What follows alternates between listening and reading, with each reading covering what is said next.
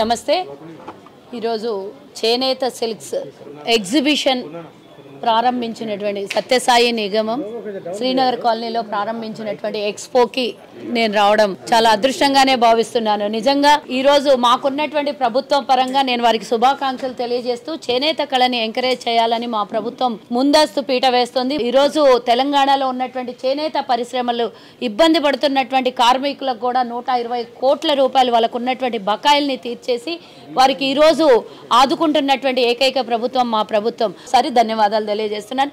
మా ప్రభుత్వ పరంగా పూర్తి స్థాయిలో మీకు సహకారం ఉంటుందని మరోసారి తెలియజేస్తున్నాను.